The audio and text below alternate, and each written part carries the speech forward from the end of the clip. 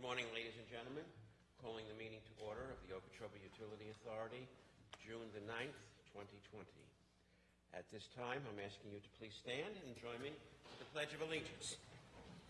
I pledge allegiance to the flag of the United States of America and to the republic for which it stands, one nation, under God, indivisible, with liberty and justice for all. Amen.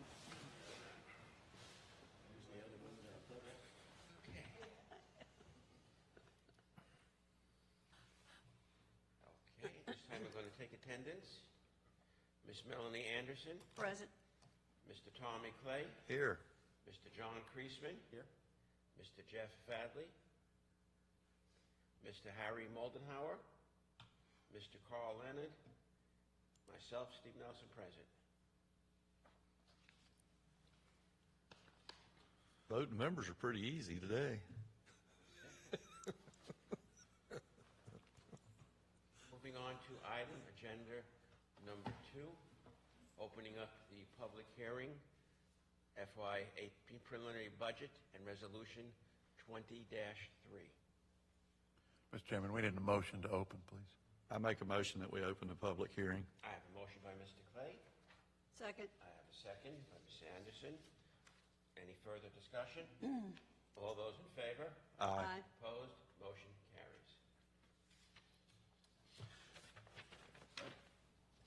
Mr. Chairman, board members, this is agenda item number 2. It's the original discussion on FY21 budget to adopt the preliminary budget and adopt resolution 20-03. If you would like, I will read just for the heading what resolution 20-03 is and open that up for discussion by the board.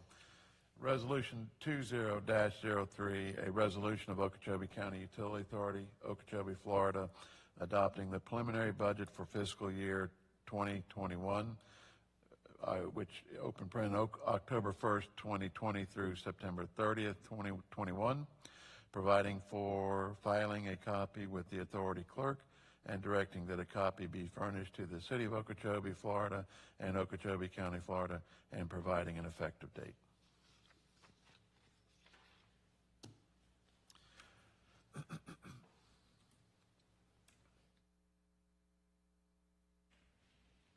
So we can move on to the comments from the public unless there's any discussion by the board on the resolution. What do you mean? There ain't no public here. Then we go to item D, comments from the board. Any comments from the board at this time? Not at this time. Okay. Mr. Chairman, if you're so inclined, we can go through the budget. If you want, under the budget discussion for the board, we can go through the key points of the budget if you would like, if there's interest, for the board packages that we gave out last month and that we have current packages available at your seating this morning. But we're more than welcome to go through the highlights, if you will. Mr. Gall will go through those if you're so inclined for that this morning. If you would do so, it would be... Okay. George, go through section A. Good morning, board members. Good morning. Under tab A, the first page, there's a few items to point out. You'll see in the third block, we're having a 2% rate increase in the preliminary budget, which was recommended by our rate consultant. And if you go down towards the bottom of the page, in the area called labor, the budget has a 1% cost of living adjustment increase. There's no merit increases. There's a 2% for employee bonus. And then if you go down near the bottom, the last two blocks, the pension contribution by OUA to the pension is down significantly, which results in all labor being down. And so labor's down 0.78%. And certainly what we'd like to point out, some of these are clearly just a starting point. So if there are items that the board wishes for us to go back and look at and change, either to add something or delete something, these are just the key ingredients. So such as for the COLA, the cost of living, we're projecting a 1%, and certainly for employee merit increase was projected at 0%, and the employee bonus, which is typically arrived at around the end of the year in December, that can be adjusted accordingly. So what we would clearly need to know is whatever the board's direction and wishes, if any of those items need to be adjusted and looked at for the next iteration, if you will, of this budget. Excuse me, when will we hear about our insurance premiums? Isn't that later on? I'll need to check on that, but I think we already have a preliminary number. Okay. But do you remember anything that Janet might have told us about that? No. I'll have to get back with you on that.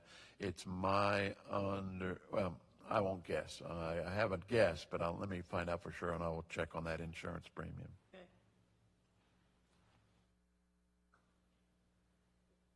Actually, with today's technology, let me, well, you asked George a question. You want me to continue? Yes, please.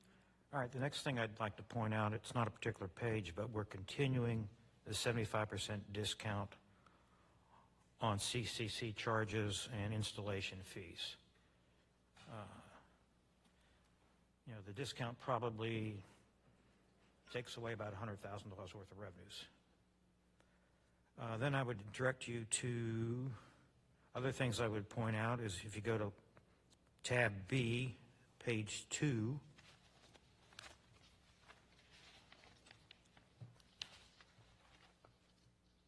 go down to line 13, you'll see that the total operating revenues go from $10,380,000 to $10,774,000. That's a 3% increase. And basically that's the 2% increase we put in place April 1st and the 2% increase in the budget for next year. That's what makes that up. Then the next page I would direct you to is tab C, page 3 in tab C.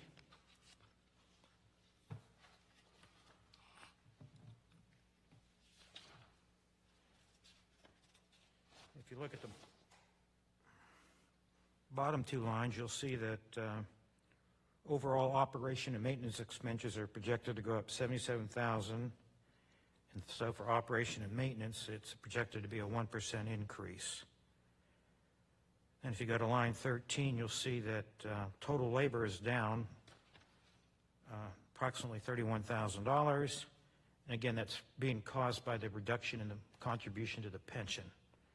With no increase to urgent care and no increase in the budget for health insurance, actual labor costs are going down slightly. With the primary driver, though, being the pension plan contribution being down according to the actuarial studies. Then if you go to the preceding page, C2, you'll see on line 29 our debt interest expense is down from $531 to $384. That's because of the refunding that we did April 1st. But you'll see that that's offset by increase in the principal payments from $1,885,000 to $2,040,000. So our debt service expense is basically the same. But we do have the benefit of saving an interest expense, which will help us out over the remainder of the bonds. And then the only other thing I'd point out to you is you go to Schedule O, the very bottom line.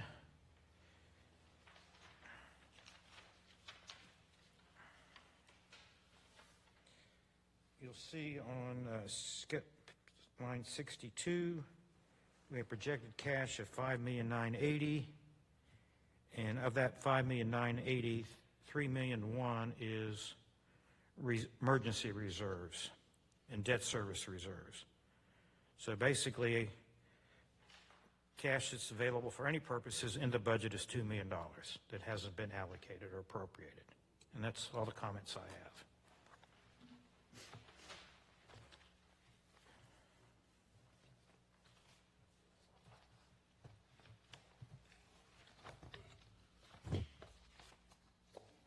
I think it looks good to start. I mean, 1% increase in what we're projecting for labor costs and all, and, you know, everything is kind of flat.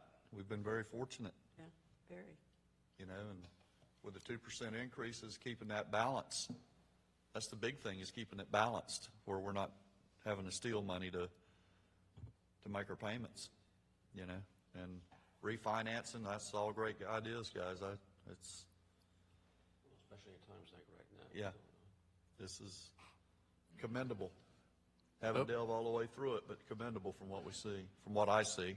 Well, thank you. So what we'll project, let me answer Melanie's question, is that you are correct. We haven't received that early quote from Blue Cross Blue Shield at this time, nor have we gotten an update on our urgent care costs. But that is something that will come through as we move through the summer months and make adjustments to this budget.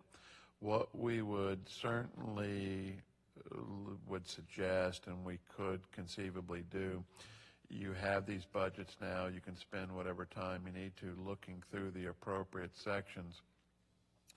But what we haven't done in the past, and what we may look forward to doing, is in our future meetings, we could pull certain sections and go through those in detail with you, such as one of the biggest sections you'll see here is Section C, which is all of our expenses broken down by many, many line items per department. So you can see if it's for the admin department or maintenance or one of the treatment plants, you can see what we will expect for all associated labor charges, as well as when you get down into the weeds, you'll see what electricity is going to cost us, what the chemicals will cost us, what the renewal and replacement on equipment will be, all of those items in Section C, which is something that we like to utilize at the staff level, looking back to previous years, where we are at today, this 8, 9 months that we're at now, and trying to project forward into next year where we're going to be with those expenses, because it's a big share of our budget, no doubt. There are other sections, D is another big one, because that talks about projects, ongoing projects, capital projects, renewal and replacement projects that we will project for next year. That will be another big section. So if you'd like us to break it out section by section, we could do that at each meeting coming up to. Clearly, what we do not want to do is to get down to September and having to make a lot of changes at the last minute as we get closer to that final public hearing for the adoption of the budget.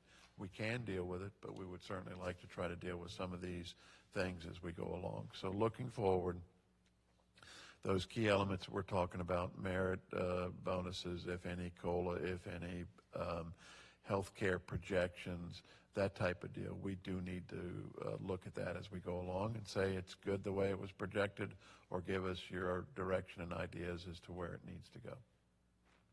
So that's kind of where we'd sit. We'd like to dive into this deeper. I will give you the standard answer we give you every year. George and I are available for phone calls, or if you have to have one-on-one meetings where we can go over this line item by line item, section by section, we're available to meet with you individually and go over these, should you so require that or want that. Public comment. Public comments. Public comments? There being none, board At this comment time, do I have a motion to accept, to close the public. We have to close. close the public meeting? I make a motion, we close the public I meeting. have Mr. Clay. Do I have a second? I'll second. I have a second. All those in favor? Aye. Aye, the motion carries. Do I have a motion to accept Resolution at this time. I make a motion that we accept Resolution 20-03. I have a motion to accept. I'll second. I have a second by Ms. Anderson. Any further comments? All those in favor? Aye. Motion carries. Thank you very much, George, for excellent report.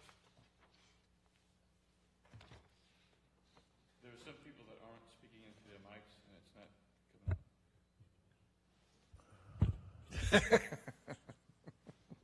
I got caught. Thank you.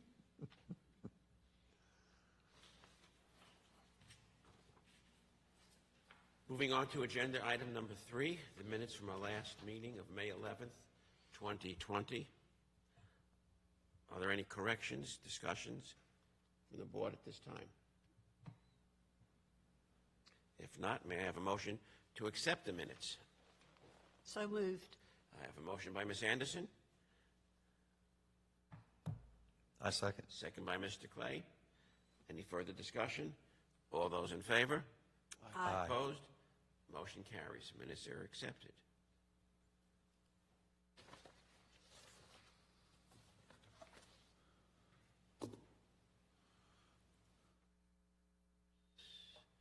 At this time, I'm moving on to item agenda number 4.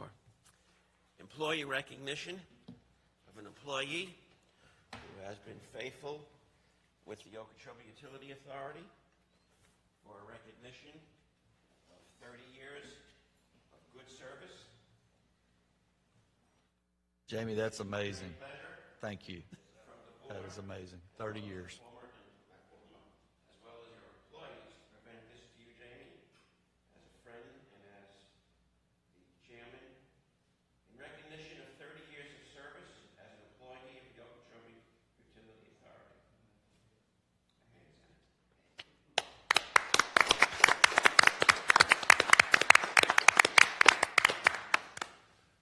Give us another 30 more years. Jamie, thank you very much. Collect his pension now? Thank you, sir. Thank you very much, Jamie. 30 years, can he collect his pension now? Yes, he can. Oh, yeah, he can. If he quits, though, and that ain't happening. Well, you can't collect it. You can always retire, and then we did start the policy where we could rehire him. So that's Yeah, Most what have likely. you got anything in the wings with him at 30 years? what's the question? The next, who's in procession behind him? I We like to don't- build from within. Well, the last discussion I had was that he is going to stay on for some time period, a year, 2 years. What I only asked him is once he makes that decision, is that he gives us enough months to where we can advertise both within and outside to see who the replacement is. Yeah. But unfortunately, there's a number of people that are getting shorter and shorter as Yeah. far as time in. So there is change coming. Yeah, that's the reason you need Even to if I can- reload. If I can't You gotta talk be him like into- Nick Saban. Well, the deal is there's always, change can happen and change for the good, so, or Yeah. the bad, but Yeah, and he just brought up a good comment. You and Jamie don't quit on the same day. well, I'll throw in a Harley Davidson tray. we'll tell you that when my time gets near, y'all will know plenty in advance. Yeah, well, we know your time's not near. You just graduated a youngin' out of high school. We know we got you for 4 unless he decides to be a doctor. Then we might have you for 8. Does that mean when you get harder to get hold of and you can't find John, that your time is coming? What's that? Once we can't get a hold of you and you're out of, have a nice day. Yeah. No, we all get to that point at some point in time, and bless both my last 2 operations directors. They had other desires and jobs, waiting on them. So as long as they can stay here, they're more than welcome. The light's on. They are of value to both the OUA as well as to the OUA customers. And so when you get these people that stick around 30 years, you'd like to keep them as long as possible. Now, another 30, I doubt it, but if we can get 2 or 3 or 4, that would be very good. But it's, Most definitely. you know, it's a personal choice deal. They've reached their milestones, and they might have other plans. And he does a lot of things. Jamie's like Reno, you know, he's got other options. He does, and that's typical of those people that stick around 30 years. They are going to have other options and things to do, whether it's grandkids or fishing or other work. But they've done their time, and we're just excited that he wants to stick around for another year or two. So it's good. Good. All right. Moving on to item agenda number 5 is our consent agenda. Does any one of the board members wish to pull any of the items, items 6 through 14? I make a motion we accept as written. I have a motion to accept. I'll second. I have a second by Ms. Anderson. Any further discussions? You fine with the 46th Street at this point? Yeah, oh, yeah, that's, I'm sorry. All those in favor? Aye. Opposed? Motion carries. Moving on to item agenda number 15, OUA payment plan options. Mr. Chairman and board members, at one of the previous meetings, there was a discussion, or at least a request made about payment plans and payment options, what we consider within the office for paying back large utility bills. And this discussion is really more in line with a segue, if you will, into our current policy where we have suspended penalties and interest payments and shutoffs due to the pandemic. So what I wanted to bring up to your attention is these policies that we currently try to abide by on the payment plan options. There is one for a property owner and a different one, slightly different one for a tenant. The biggest difference being that under the property owner, we do have the property that we could lien as an alternative to the payment plan. So what you'll see here is we typically look at a 25% down payment. The minimum monthly amount that we tried to establish is $40. Could be more than that. We just didn't want to get down beneath $40, depending upon the bill, that we did want it paid off in a timely fashion. On the unpaid balance is a 1% interest charge. There is a provision where if you want to pay it off early, you can. Obviously, it would save you on the interest charges. And the payments for these payment plans are rolled into the monthly utility bill paying. So when your utility bill is due, then your payment on the payment plan is there. The tenant account, you can see, is the next page. After the owner agreement, it is fashioned in a similar way as far as the minimum monthly payments due with the utility bill. And then the last sheet is an amortization schedule that you could look at for a bill that we set up that was $1,000. Clearly, any of these things are just out there for discussion that we typically follow on a large utility bill. Let's say somebody has a water main break or something similar to that. These are the plans that we typically follow. So I could certainly open it up to any questions or comments that you might have on our payment plan options.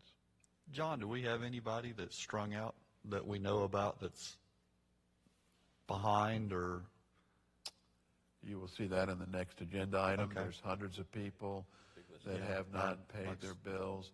What I cannot tell you, personally, I cannot tell you if the bills were not paid because they don't have the resources or they knew that we weren't going to shut them off and they have the money, but they chose not to pay. I don't know that. I know there are people that have made payments, partial payments, because they want to pay their bill off, but I don't have a handle. I can't really answer that question for you. I am sure there are people. All right, I see what I missed now. All right. John, just a clarification for me. What is this going to look like on the bill? Is this going to be a separate line item for this particular payment? That is a line. It is not. It would just it's handled separately from the utility bill, but the payment is due based upon the utility billing cycle. Under that given cycle, we break them up into two different payments plans during the month, so that we're not inundated with making payments on separate dates. I understand that. Maybe I stated it wrong. I'm looking at it, the 1% that'll be charged against the $40. The unpaid balance. The yes, ma'am. unpaid balance, okay. It's not going to be shown separately. It's all going to be inclusive. I'm probably not following you correctly. So the monthly statement that they get showing their water use or their wastewater use, that's going to be a standalone bill. It will not be on that bill. I don't have a problem with the total being all-inclusive. I'm talking about it actually being broken out. Itemized. Yeah, thank you. Itemized. Itemized. There is an itemized. Components of the bill with the total. It's not on the bill. It's not. What's that? We apply all the interest right in the beginning. So it's a one-time adjustment on their next bill. So they will see it on their next bill as a one-time. That they won't see it anymore. If they pay it off early, we go on a credit off the interest. But it's not on the monthly utility bill. No, it's just on that first. It was that was your question, whether or not it's on the monthly utility bill? Yeah. It does not show up on the monthly utility bill. Okay. So you do have the amortization schedule, and you have the agreement that says your payment is due when your utility bill is due that month, your payment. And looking at your amortization schedule that we will give you, will tell you the payment, but the payment will stay fixed every month until you get to the last payment, which will be the remaining something less than $40 typically. Or if you want, you could choose to pay $60 a month. That's a choice you make, which means you pay less by the end because there's going to be less principal to be paid during the course of that loan. And if you pay it off early, you'll get that credit back. Okay. Thank you. The only question I've got is, are we premature in doing this? I don't know. If people can't afford to pay, how are they going to pay the extra? Well, Tom, this is just really a question I don't on have any if we, idea what the accumulated balance that's unpaid is. The- You're using a fixed figure in the examples here, but I'm sure it's a varying amount. I would think it would be varying amounts that would be due. I don't know if I'm making sense what I'm trying to ask or not, but. This was just a discussion about what is our payment plans.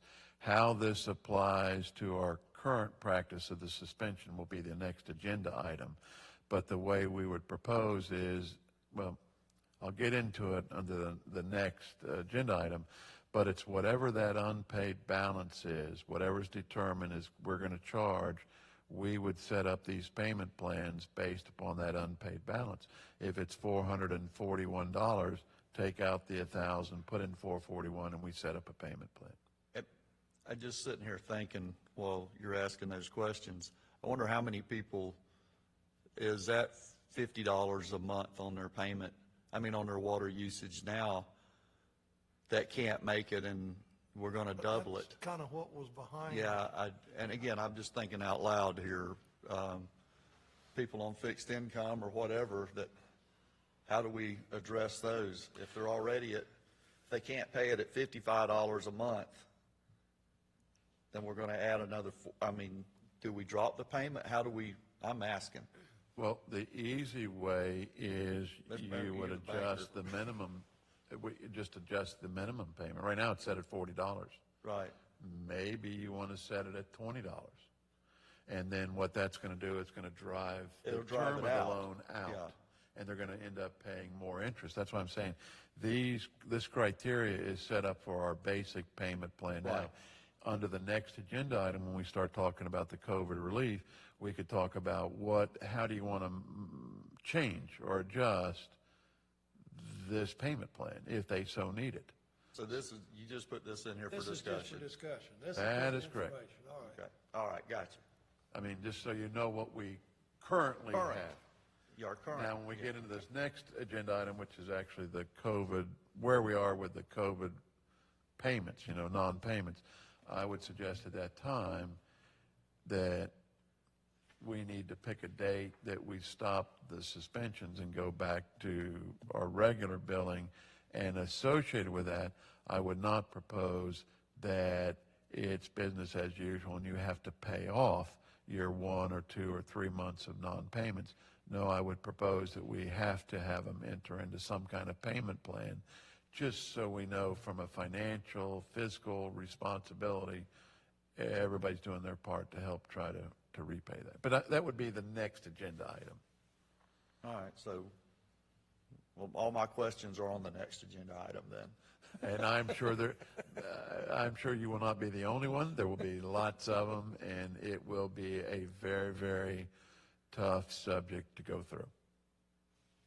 I'm sure. John, this payment plan is fine and dandy before we entered into what we're dealing with now. A lot of jobs have been eliminated and will not be coming back. And we made ourselves a compassionate board, stretching it out where you don't have to pay and there's no penalty. Now we've just switched the other way around. We're going to ask you for this big assessment every month that people may not be able to pay. So what are we going to do? Cut them off so our compassion's gone now and we have payer, you're out. I think this is fine the way it was. $40, $30, $20, $10. People can't, if they can't pay it, they can't pay it. What do we do? Shut them off? If they can't pay the debt? I'm gonna buy 5 or 10 minutes and say that is a discussion we could certainly have under the next agenda item. But I will caution you that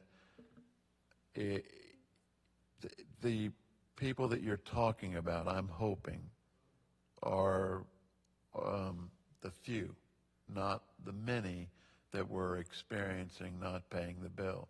And what I would say is under every scenario, there cannot be one form that we have to stick by for everybody. There has to be some latitude and leeway and flexibility. What that flexibility, latitude, and leeway, I'm not sure, but we're trying to work through it here because we're well over $100,000 in payments. And that's, We knew that was coming. I'm just saying, the surprised reality you of the got there that quick, situation, the reality of the situation is that every month we go by, it's getting more and more negative spending, if you will, red ink. And at the end of the year, we as a company are still going to be bearing that cost. And it's just something, that's the reality of the situation. So I hear, Wholeheartedly, but if the money's not there to get, what do you do? So are we going to move on to the next one so I can ask my questions to follow up on his? sir, I work at the pleasure of the board, and I would leave that up to our esteemed chairman to say that we're done with agenda item 15 and moving on to 16. I think these things are so intertwined. I mean, This I could need go to on talk and to on some and on and on. of the Let's move on. municipalities, see what they're doing. Well, I think that at the end of the day, that we need to see if there's going to be some federal relief for these situations. Yeah. And, if there is, or if how the government's going to handle this stuff. And just sitting here thinking, Ms. Melanie, you're the banker, but I mean, you just about have to do some kind of percentage of whatever their payment is. If they're a low payment, I mean, if they can't make the $40 a month, you know, how do you, I mean, you do 10% of where it's $4, you know what I'm saying? There's got to be something, once they get, like John says, what if they don't get back on their feet? Tom, Is any of that relief money geared for utilities? Right. Yes. and just to Yes, it is. expand, you're not dealing with just water, wastewater and water. Some people have power, gas, Food, food. yeah. I mean, it's not just us. Oh, I know We're that, and it's- compassionate to the whole big picture here and working in. Yeah, so, The times have changed. If you look at some of the, I use the Wall Street Journal as my guide, and you look what's happening right now, this is what they call uncharted waters. We're living in an era, and I hope I'm wrong, with respect of a recession, God forbid a depression. If you go into the stores, the price of goods is going sky high. The majority of items, unfortunately, are being imported from China. And everything that's coming out of China right now is going through the roof. I can understand, with respect, when we had previously, let's say, an elderly couple on fixed income that were paying their bills and had no problem. But now, the cost of food and everything else is going up. So their dollars, they don't have the buying power or the spending power. So the question comes back to bite me is, what do we do? yeah, they're prioritizing their spend. Right. Now, the government, based upon the dollars that were given to us and the businesses, they have changed with respect of what the proportions are, where you can spend the money on your utilities, wages, etc. Same thing with the individuals. The big question is what are they going to do for the future? Will there be, supposedly there was X amount of $1 trillion out there, right, to be given back to us. Let me back into this differently. You guys know more about this than I do. Is there any of the federal money that's earmarked to come to the OUA? Well, that was my question, is there something out there? Because if there is, it ought to offset what we're talking about Yeah, here. it should offset this, This arrearage that we've got here. I mean, I don't know, are we supposed to file an application? What's the deal with federal money? I haven't seen any that's been directed towards paying utility bills. That being said, I will check on at least one account where there's three. How many ship? There might be 7 that we've seen through another agency that are paying utility bills for residents. I will check into that to see how they've determined what their financial thresholds are and where that money is coming from. But as far as the few FEMA documents that we received, it was about paying for buildings, like if we had to move, that type of deal. There was nothing about paying utility bills. No, but my question is any of the federal money earmarked for utilities? That's what I said for the offset- FEMA. To offset this kind of situation? The FEMA response, FEMA, Federal Emergency Agency, Management Agency, I have not seen any documentation that says that it will pay for utility bills. It's other things, like maybe PPE or moving from a building, that type of deal. But none earmarked to come to the utility, that's what That I is was trying correct. to, none to help utilities with a delinquent customer Pay utility bills. situation. I have not seen anything to that effect. So is this something we sick our people, lobbyists on? Oh, we could ask them to research that, yes. I'll call Connie, but I will also make some phone calls to Brian Mast, who I've had conversations with, as well as Stubbe. This is a nationwide thing Well, too, just not. If there Okeechobee. was, I know. that could be used to offset this, and then any difference could be worked out on a pro rata basis. But I mean, again, I'd realize we're looking at almost $100,000 delinquency right now. Is it gonna be paid? I don't know the answer to that. Because again, I'm against shutting it off. People can't afford to pay. Yeah, I don't want to be on that pole with you that's tarred and feathered. Just, I mean, it's a And hard in decision. a way, it's because we unfair to should those remember, that are paying. We all could be in the same position. It's reality. The people on fixed incomes that were living on pensions and Social Security in February, it's changed. It's not the same today as it Their was. whole life has changed. Everything. I don't know if anybody's following increases. We all see it in the grocery stores and everywhere. Hey, guys, My homeowners just went up 50%. 50%. I went over to talk to the underwriter, and they said, you're at a low end. Most of them are going up 80 and 90%. And God. this is something that our seniors and fixed income and low income people are having to deal with along with us. Look how many major corporations have filed for bankruptcy. But I do That's why the think jobs are gone. They're not coming if back. they're getting service, they should pay something. Sure. No question, even $1 or two, just They ought to at something. least pay the regular monthly bill. I mean, somehow. fortunately, we've never had to, I can say I've never been in that situation, fortunately. And I would imagine none of us here have. Right. I mean, So when it comes down to looking at, do I eat? And, or, I mean, it's, And medications are a big part I of that. hadn't even thought about that. The medication is, true.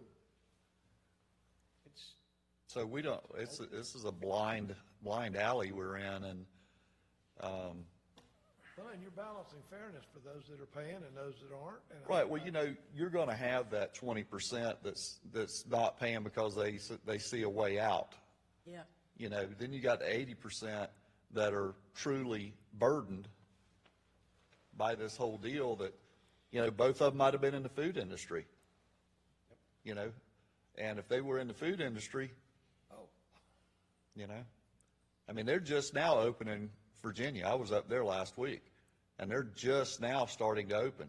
And look, folks, I've been traveling since this thing started, and I've ate enough Subway and Smash Burger, and that's the only thing open. And by the way, a Smash Burger in Columbia, South Carolina, just a cheeseburger with an order of fries and a drink about that big is $15. Wow. well, I heard that there was shock. It costs me as much to eat now junk because you couldn't get into a regular restaurant as it did as I was eating an $18 meal at night at Ruby Tuesdays or somewhere. That's what it's costing you. So I can only imagine this going back to that person who was paying, $2 a pound for hamburger. Now they're paying $3.50 or whatever. You know what I'm saying? And it's the world's changing. And look, the people out there that are fortunate enough to have their jobs, I look at the education system because I'm working in that system right now. There's no guarantee that system's going to open back up till January. These are employed people that won't be receiving any kind of paycheck until January. This is something that we've never dealt with before, but we've got to use some. I'm working for a company that's got 450 trucks. We're second largest waste hauler in the nation. And because of COVID, we're 30 minutes ahead of bankruptcy. 30 minutes. Everybody's in the same situation. Yeah. It's, Look at what the outflow is. I mean, the cost of operations. And with no money coming in, The cost of doing business is out of sight. I will tell you that in my business, not to be all over the place, but the dollars that are not going to the public are in the trillions, not the billions. I don't know that you're in a position to be able to solve that sitting here right now because we don't have the final answers yet. No, we no, don't. and We don't we're, have all the parts to the puzzle. and we're way better off in this little community than I've seen all over the nation, all over the Southeast. I mean, agree from with you. Thank God Virginia we're down, better. we're in way better shape here. Right, we're isolated. If you were to go out to the other counties around us, West Palm Beach, et cetera, or head up north, all right? I've got a sister in New York. She goes out to the supermarket once every 3 or 4 weeks. Well, it pays to be isolated. Yes, it does. We're very fortunate. And I have in a that. feeling that's going to create a market here. People are not going to want to be over there packed all together. They're going to I'm They want to sorry, come over and it's pack on top of us. my own But- thinking about it, but. But I know, John, we've kind of got away from, but at the end of the day, it's, nobody has a crystal ball and nobody's got a silver bullet. So I think this is just going to be a work in progress and, We're just going to have to take one day at a time. yeah. As board members, we have to be financially responsible for this company, but we're gonna get bruised. We have to do what's right to keep revenue stream coming in. We can be the bad guys and go out there and lean and assess and do all that, but I still don't think that's gonna improve the cash flow. We just have to take it day by day, like everybody else is saying. I'd love to see this thing recovered and our deficit go away and that 100,000 come back in and we move on more productive, but we're Yeah, not. this could jump to $250,000 pretty quick. Well, we do. But we're not alone. No. We're not the only utility facing this. I mean, you guys aren't.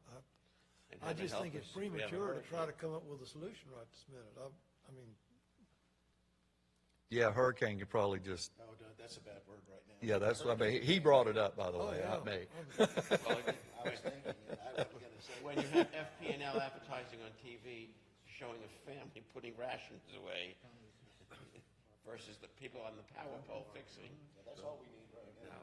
But at any rate, moving on to item agenda number 16. well, wait a minute, before you do that, last meeting, didn't you guys the suspension of the penalties and whatnot was extended to this meeting? Now, are you gonna continue to, I think you have to, That's the next agenda item. yeah. That's coming. He's trying to get us to that next agenda item. I tried. By month, so there's no action on this right now, on this item? This was information only. From a staff perspective, there's no, it's an informational purposes only till we get to the next agenda Wonderful. item. Okay, And okay. Then we can, Okay. we'll replay this whole discussion we just had. I hope not. I got a feeling we're coming back to it, but go ahead. So the agenda item 15, which we're trying to wrap up, this was just the everyday run-of-the-mill payment plan that we currently operate on. From this template, these guidelines that we use here, when we get to the next agenda item, this is a tool that we can use and it can be modified however we want to as we get into the COVID relief portion of it.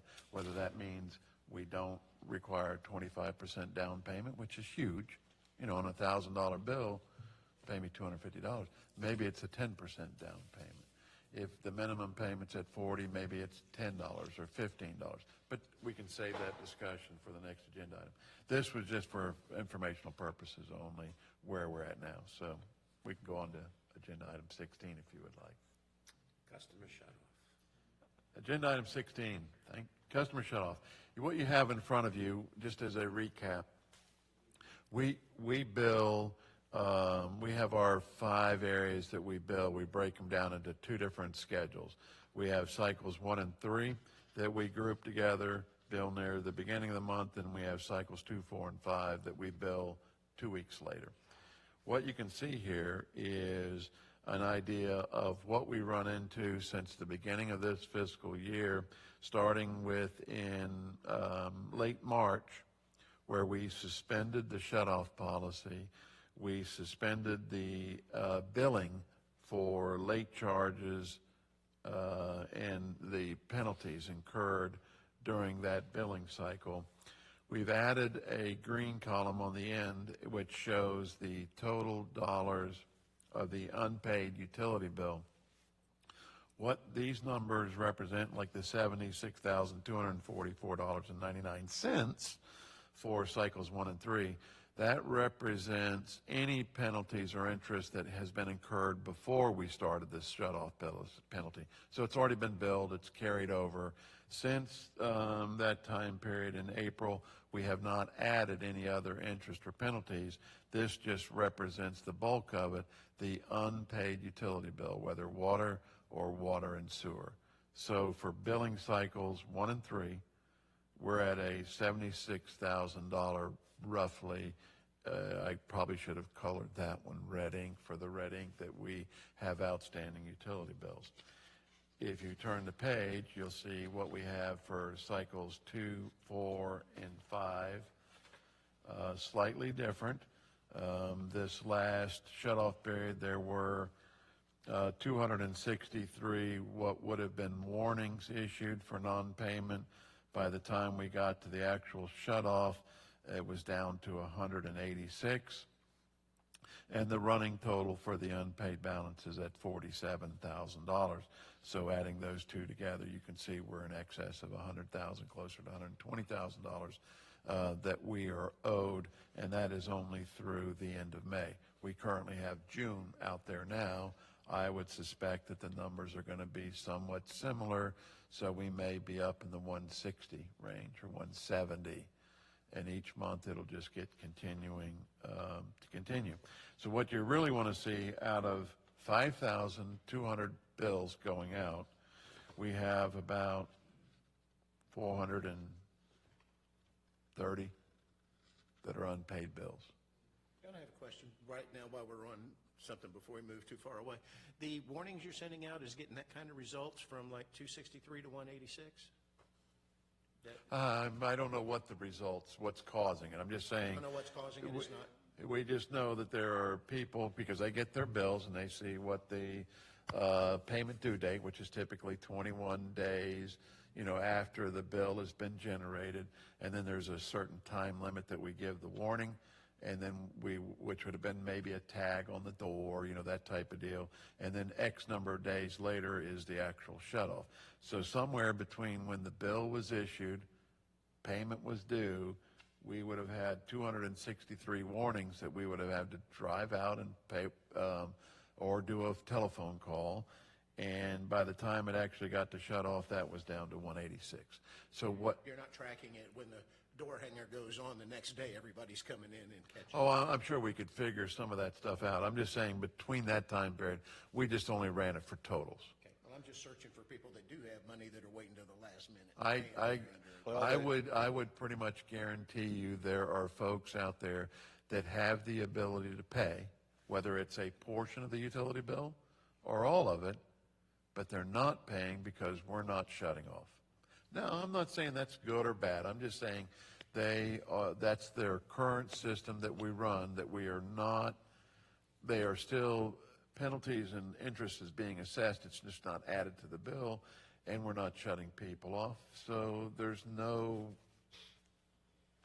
reason to pay. There are people like that. I agree. I was just hoping we had a tool here that was showing us what was going on, but it obviously isn't. Well, the only tool is we know the numbers went from 263 to 186. So to me, that's the people that could pay that didn't. Sure. The ones that are left are the ones that can't pay. That's what I was reaching for to find out. Yeah, I mean, it's redneck math, but that's. Well, there could be people within that shutoff. They still are above the shutoff threshold, so they made the 186. They may have made a partial payment. And all we were trying to say is that at some point in time, out of these 400 or 500 people, there's many thousands of people, up to 9,000. We have like maybe 9,500 accounts that have paid and are paying. And so we have to weigh that between the two. Where is that appropriate time that we reinstitute some of these policies?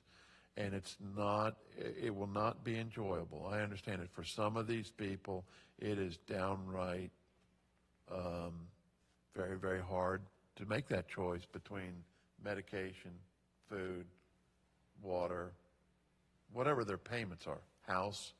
It is tough. And so the option is, what we would be looking for clearly is where is that time that we have enough money outstanding to where as a company it is going to start impacting our bottom line. And we have that responsibility to our other ratepayers where we address it. Now, What does that mean that we can do? We can implement this payment plan of some variation, either what we have or modify it. That's one thing. We can work on trying to establish what is a threshold for other relief. What I'm going to tell you is that is a very tough road to walk down, because the individuals are going to have to supply us some personal information that they may not want to give up. Well, but when they don't supply the information, then that's their choice, and that cuts them out of the game. I understand that. Automatic. But I'm just saying we would go down this path where they would have to start supplying us some personal information, and some folks are very careful about that. Well, if you're asking for help, then you're gonna, there is a rule there. But when I get where you're going, John, but at the end of the day, I personally can't sit up here and tell you, hey, we're gonna let this go to 300,000, then we're gonna start turning off water. I can't make that comment, nor would I, because we don't know what next month's bringing. We could go backwards again. This whole thing could shut back down in November, December. Well, it could.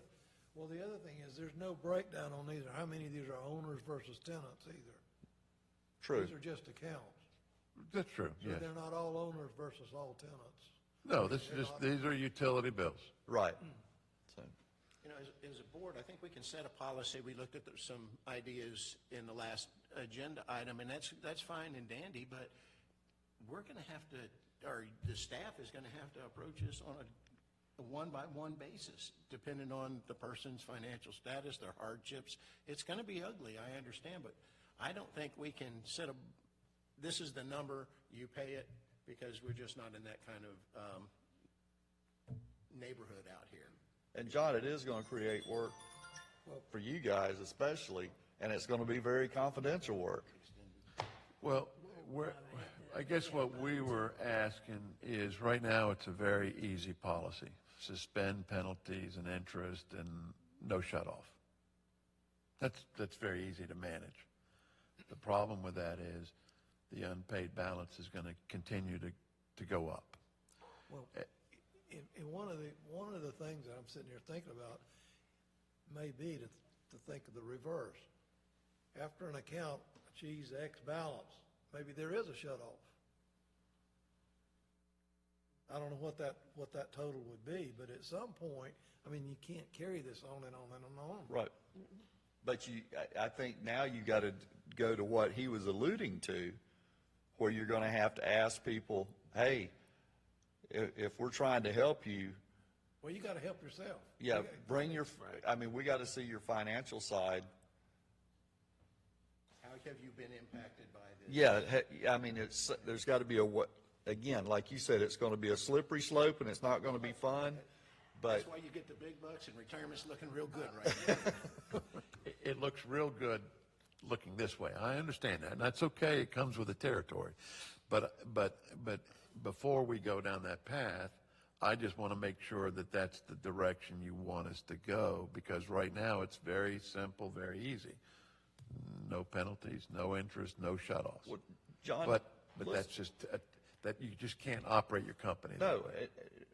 point taken, but this is not January of last year where everything's normal and all. This is something that, they haven't dealt with for 104 years since the last one of these. My point is, why don't we reach out, you or Steve or somebody, let's see we're not the only one with this issue. I imagine Palm Beach County's getting hammered, Fort Lauderdale. So what's everybody else doing? I don't know what to do. I'm going to be honest with you. I don't know what to do. Well, I'm 59 years old, and life's been good to me. I don't know that one size is gonna fit all either. If, Hey, you're old, man. When I get old, like you, just like you. what I would what I would suggest is that if the board direction is for us to go and look at hardship data, or how we get it, or what we would get, or government funding, or whatever, with the understanding that we can't keep on the same business track that we've been on, where there is no interest, no penalties, no shutoff. If we at least understand that we cannot keep doing this forever without making other changes, financially. You know, we could suspend some capital expenditures. We could look at the labor budget. I've got 2 vacancies right now. Maybe we don't fill them. Well, I mean, again, there's things we can do as a staff. Right. We can come back, provided that the board direction is that we can't continue on the path we're right now forever. We have to look at other options. Then we'll go look at other options and bring them back. And I have a question. Yes, sir. And it's probably better suited for George. Happy to let him answer. You can take a break for a minute, as you promised not to interrupt him. No, I'm kidding. A lot of these lending companies now are giving leniency to homeowners, businesses, and letting them extend out several months, you know, and giving them some leases. With our SRF loans, is there anything we could apply for that to maybe get 6 months with not having to make a payment and no penalty, but put it at the end of the loan, just to stop this cash hemorrhage, maybe to keep operational income where we need it to be? Is that an option? Well, I think that's an option. I don't think it's a very likely option, though, because we have the ability to pay. My comment about what you've been talking about is for these 450 accounts that are in the shut-off column. I think what they need to be told is they need to be paying X each month going forward, or we are going to shut you off. X being for water account $50, water and sewer account $75. You got to pay some minimum, or we will shut you off, unless you can prove to us you're a hardship. That's my thoughts. Well, Good coming from point. a while ago, That's a good number. That's a good point. It is a The number good might point. have to It's- fluctuate between people. Well, it's water versus water and sewer, and the minimum bill, I think for water and sewer combined, is only like $45. So it should be based on which category you're in, and then that relates to the minimum.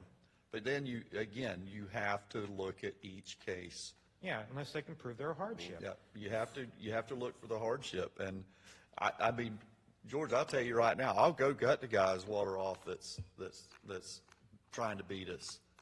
But that little old lady sitting in that house that's got medicine and everything else, I'm not turning her water off.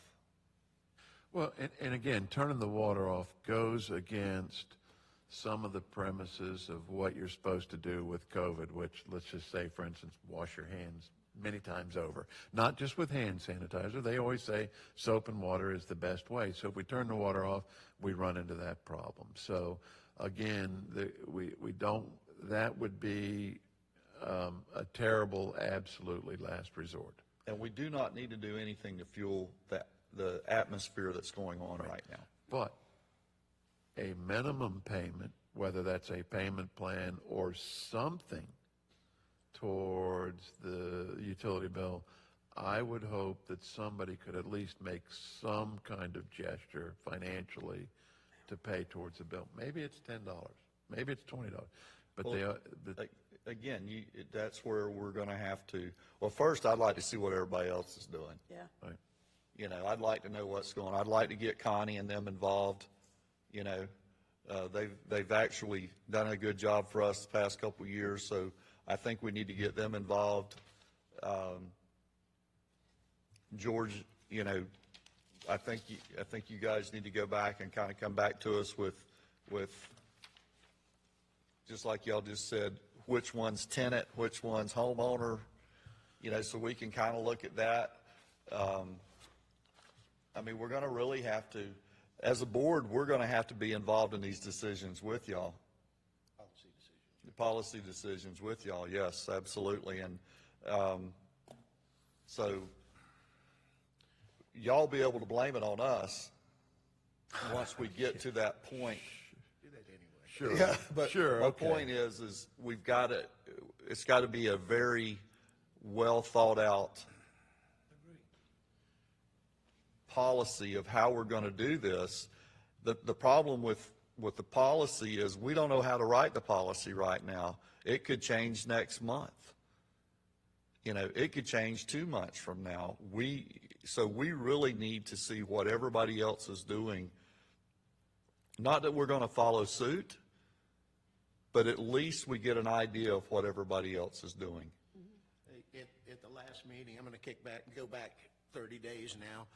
This is kind of why I brought up to have, with the webinar with the Charlotte Water Department in Denver, they're 3 steps ahead of us right now, putting policy and procedure and payment plans and all that in place. And I'm saying that might not work for us, but at least it's a blueprint that we could look at and go. And like I said, I hate workshops, but I think it's needed where we can kick all this around. We can be here till 5 o'clock tonight kicking this around. But if we could get some ideas off of something like that, when the time's right. It's not right now, but at least we could be starting to work on policies to get us back into the mainstream when times change. I would just hope, and they threw that first handful of money at everybody willy-nilly. I would just hope that somebody up there has got a plan. Agree. First thing we had to worry about with their food, but now we need to worry about how to keep this thing alive. And it's tough. With the other business world out there, it's easy. You just cut off things. But here, this is a whole different animal. Yeah. With what I asked George about a little while ago, well, you said we're okay right now, so we probably couldn't get any deferral or anything. If this cash hemorrhage continues on, would that be an option down the road to go to our lenders and see if they could defer payment for a little bit for us to stop this hemorrhage, or is that just a pipe dream I'm thinking of? I'm going to refer to Tommy here. If I was in corporate America, definitely would be something you could do. You'd ask for interest only for so long. I don't know, since we're a government entity and we have loans that are municipal loans. Those are different than corporate loans. So I'm not sure how municipal lenders look at it. Corporate lenders, I've been a corporate lender, and that's the way you would do it. You would find their situation. I had one guy where he was having trouble. It was a commercial account. And what we agreed upon, he would pay. He'd get his rents, take away his expenses, no management fee. I got the rest. Yep. And he'd have to prove it to me every month. Yep. And it worked. But that was, again, a situation where It's corporate and an agreeable customer. Right. I would think, though, that with the government's going to have to make arrangements to get on the same level that you just said. Right now, yeah, we can make our payments, but 3 months down the road, if we're at that, $300,000, $350,000, understand, John, I understand where you're going. I just don't know what the policy needs to be to get there. I understand what you're saying, but I also understand, I know people in this community that struggle just to get to the grocery store and back. Okay. Here's what I can leave with you. Again, out of out of the 9,500 total accounts, and just by my quick looking at this, there's about 450 that have reached under this last scenario for the shutoff. That's 4.7% of our billing total customers. So that's what we're dealing with, the 4.7%. All I needed to get out of here was the idea that Tom brought up, that on a month-to-month basis, we have been continuing this suspension of the interest and penalty and the shutoff. So number one, whether or not that is going to continue on for another month, or whether you want to set it for 2 months, however you want to do it as a board, that gives me direction. But the other thing I would hope to get out of this is the understanding that we can't continue to do this forever and ever and ever, because it is it's digging us deeper into a financial hole. So if the direction is for staff George, me, Christie, whomever, to come back with answers on how do we determine who's at hardship, what's the criteria, what do other customers, what other utilities are doing, is there government financing? We will go out there and research that and bring it back at a future meeting, what we can find that are options open to us. But I guess what we needed to know is, do we continue the current suspension policy, and do you want us to research some of this other stuff and bring it back to you? Oh, I absolutely. don't think we have any option at Yeah. this point. We have I to think that's what extend you it do. out another month. I really do. One thing that came to mind a little while ago, several years back, when the housing market boomed and the lenders were giving 150% on the values of the house. I Well, sold when my it all house. turned around and the bubble broke, the banks have all these stinking foreclosures. They didn't Yeah. have any ways to fix that problem. We don't want to get there where we're cutting people off without an option, so, we got to find I would something. extend it one more month. Yeah, so I think. At least, yeah. we need to Yeah, we got to extend extend it another month. Yeah. So is Just that do in it a month form to month of, until we can get Yeah, a I think, handle on it. yeah, I think, I agree, Melanie, and I think we need, it's a discussion we got to have every month. Yeah, I make a motion, we extend the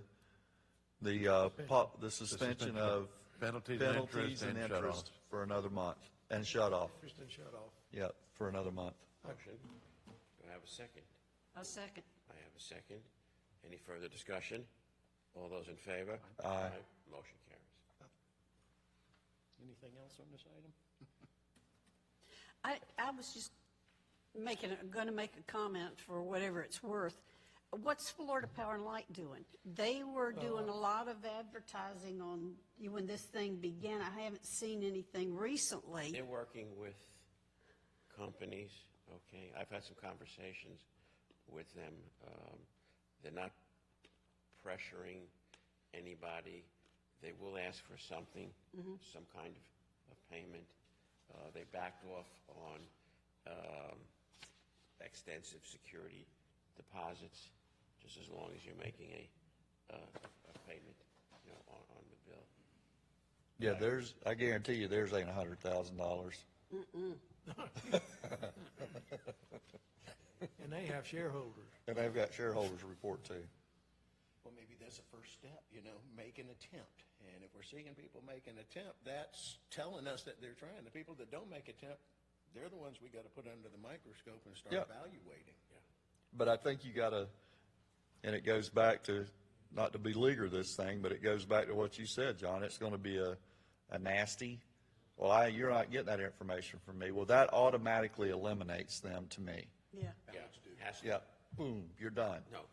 But it's the one that's coming in going, hey, Well, but the other side of it is what you were kind of briefly talking about. You could establish a minimum payment per month rather than just total carte blanche, you don't have to pay anything.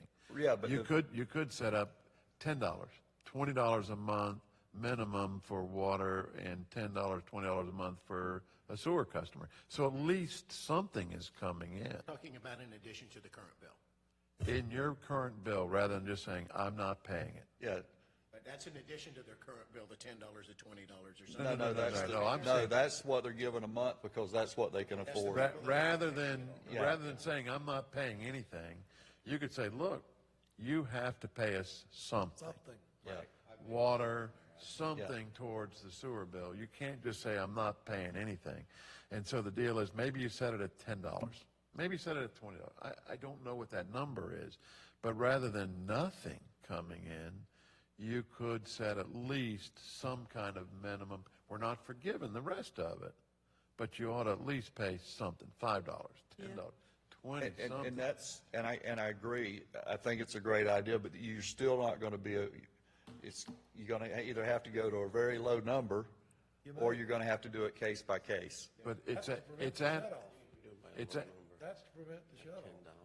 To prevent the shut-off, you're What do you making do good if faith effort. somebody only gets $1,000 from Social Security? So I'm just saying, we don't have to do that this, Goes up, I mean, That's the ones I'm talking about. I'm not concerned about the guy that's just too darn lazy to go to work. right now. I'm talking about the guy, the people that are getting, my grandmother got $300 a month Social Security. Of course, she's been dead 25 years. but she lived off $300 a month. Can you imagine trying to do that today? Can't. You can't even do it on $2,000 or $3,000. So those are the ones I'm concerned with. I'm not concerned with the able-bodied, I'm going to ride this government ride as long as it'll go. I'm concerned about the people that, when this is all said and done, they're still on that same income. That's right, I gotta make my Corvette payment, I can't pay the water bill, I Yeah. don't lose my ride. Yeah, that guy I'm not worried about. Sell the Corvette. Yeah, well, it was a Mercedes-Benz. Yeah. Sell the Benz. So we've done that. So we've beat that animal to death. And it's still kicking. Yeah, it ain't dying. But back to the workshop, I think that's something that you have to do once we get information that we can all sit around a table and look at and digest. You know, Can you imagine us trying to propose some policies at a meeting like this? We'll be here all day. We Yeah. can at least get some ideas and bring it back. yeah, we need to bring it back, and we need, But we're not close to that yet, not till we No. figure out agree. what's going on. no, we need to sit around a table so that we can talk to each other, so that we're not, believe me, I'm working off video calls, and it ain't, it's not the same. No, it's not. It is not the same. All I got to do is hit a button and you can't see me, and I can stick my tongue out and shoot you a bird and everything else because I don't agree with you. But if we're sitting at a table, you can read my face. Well, body language, I mean. Yeah, you're- there's I no, mean, it's, yes. all I do is click that button, and when they say something stupid, they can't see me. Little black electric tape right over the little thing, they don't see me. Well, then the CEO hollers, "Oh, we can't see you." Oh, yeah, I don't know what happened there. Turn it back on. They challenged you. Okay. We can also see what you're wearing underneath the, chair, if you're in your pajama bottoms or But something. you know what? On Microsoft Teams, they got backgrounds on there, so I just put a background up. All I got to do is wear a shirt. That's what I'm saying. That's right. What's your information, Tommy? I'll tell you something. Item 17? Anyhow, All right, I'm done. Sure now. I'm good. Okay. It's good to have you back, sir. Item agenda number 17, gravity sewer repairs. Mr. Chairman, board members, we are at the point now where we look at doing some restoration, repair, rehabilitation of some of our infrastructure.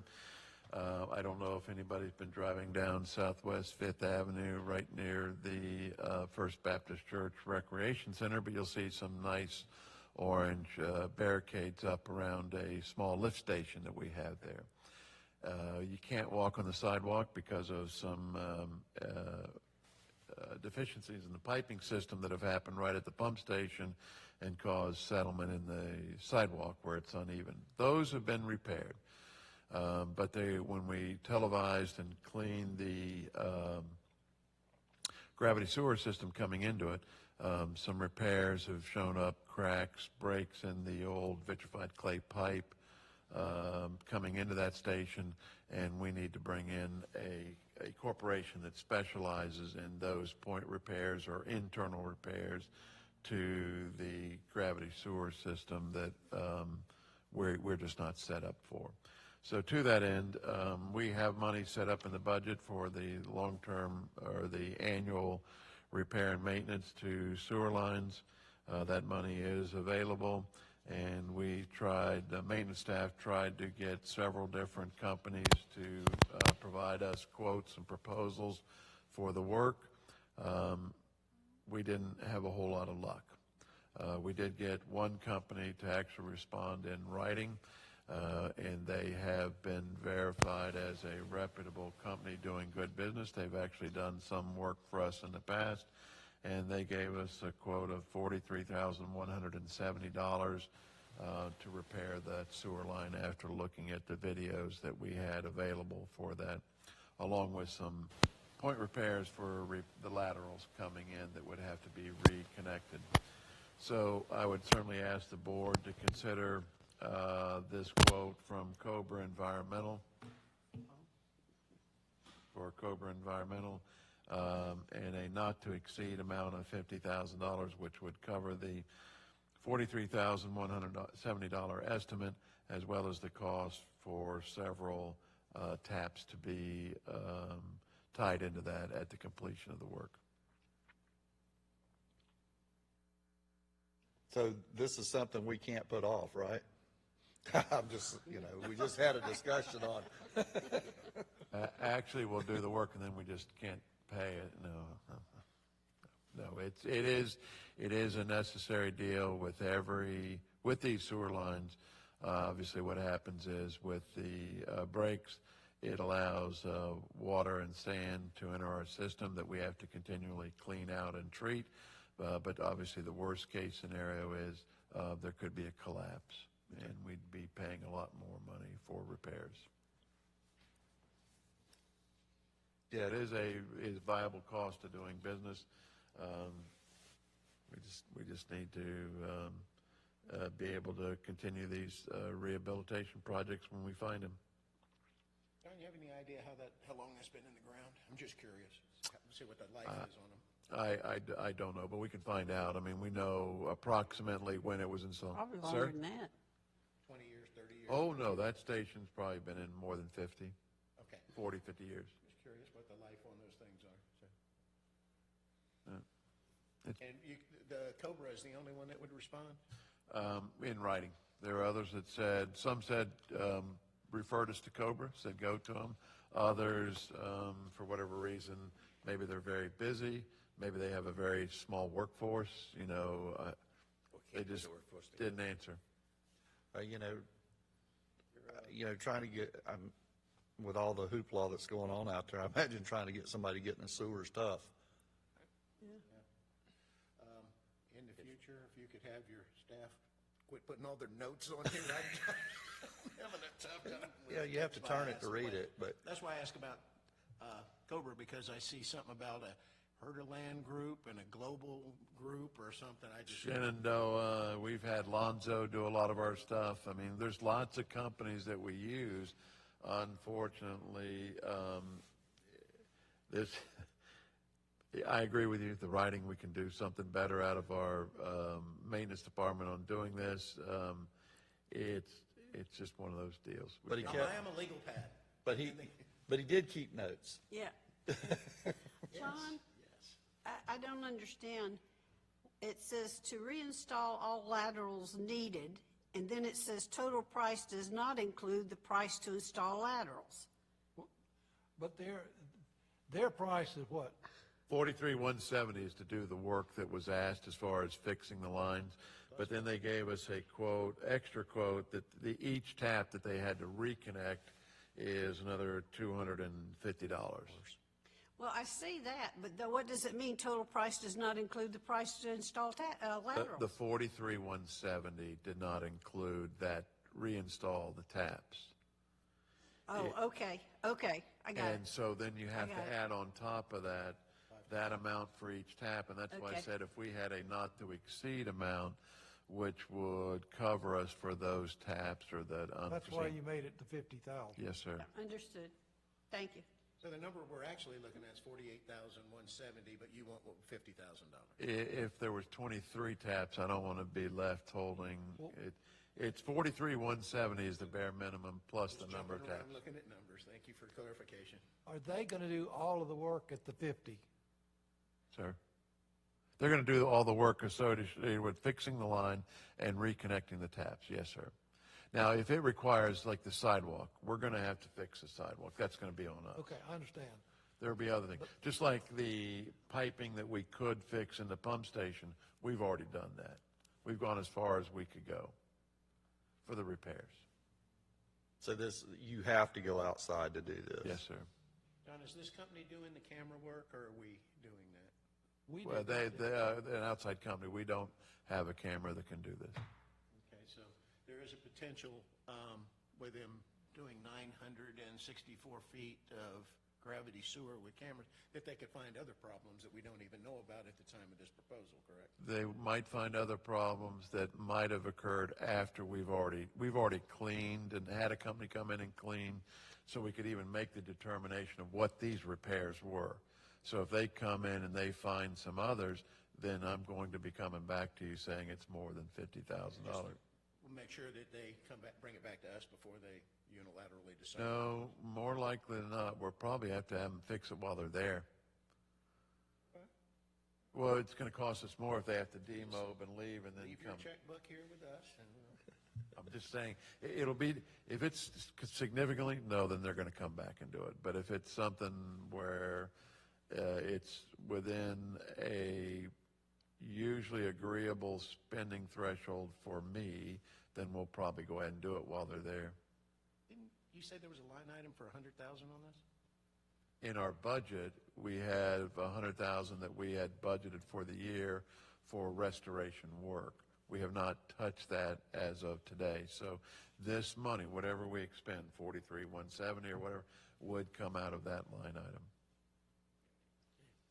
Do I have a motion at this time for the $50,000 repair? I make a motion that we do the repairs. Where's the address on that, John? Oh, it's on Southwest Fifth Avenue. On Southwest Fifth Avenue in front of the Rock, the church, First Baptist Church Rock Center, not to exceed $50,000. And that would include pending the With the work to be Cobra performed by provides us with Cobra? the necessary paperwork. With Yeah, the- no, we'll get that. Is that, With- okay. I'm sorry, with the work to be performed by this Cobra Environmental. So said. I have a second by Ms. Anderson. Yes. Any further discussion? All those in favor? Aye. Motion carries. Moving on to item agenda 18, maintenance barn repair. We're into repairs. We have our maintenance barn. It's a rather large, pre-engineered steel building that we've added on to one time, probably early 2004, 2005. It's like I said, a prefab engineered steel building. The roof is leaking in several places. Most of the area is general open area that is parking for our vehicles. However, there is some area where there's an interior office building and long-term storage of paper documents and other equipment that should be protected from the rain. So we're at the point now where we looked at the roof, trying to repair it in several areas. But when we get the contractors up there and look at it, they basically are telling us if we do the repairs here, we have to pull up so many sheets to be able to slide these sheets under, and that they might cause other leaks to appear.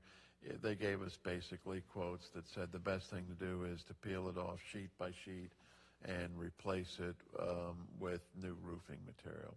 So that's what we have gone forward from, rather than a $40,000 partial expense to a $100,000 total roof replacement. In trying to get that done, we did get in 4 or 5 quotes, which I've listed there, that range from $102,560 to $179,000. Unfortunately, in some of those quotes, one of them used 26 gauge material, others were using 24 gauge material, and some didn't include gutters and some did. It's just the nature of the beast that we run into with some of these quotes.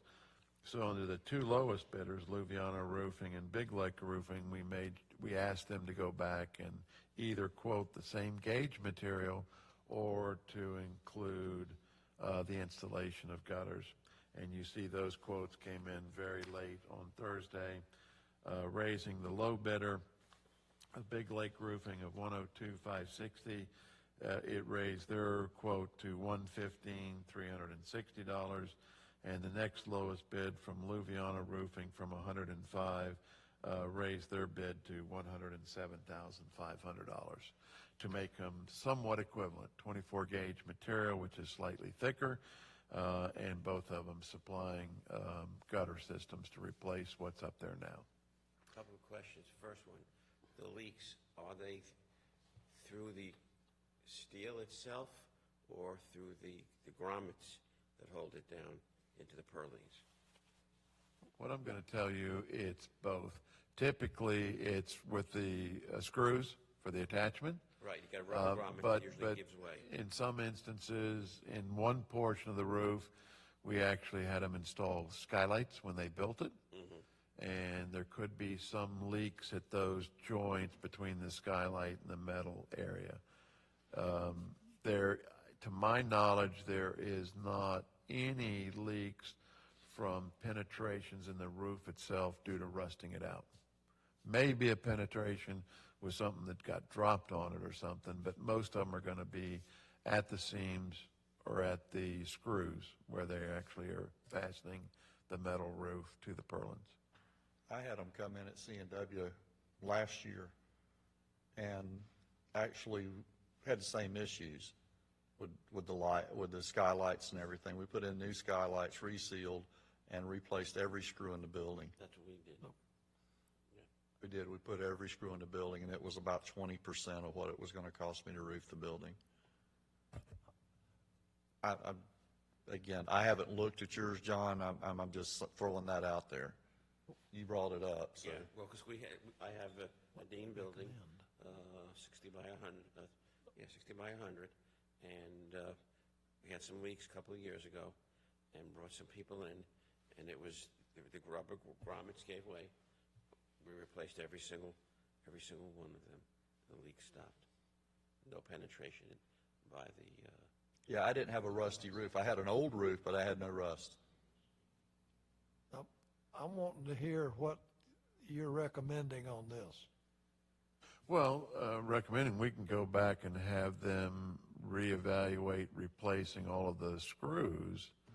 But I'm going to have to defer that one to the contractors. And we can get up there and look and see if that's a viable option. Did they both quote for the same size gutter? Because I know one was a 7-inch gutter, the other one was a 5-inch.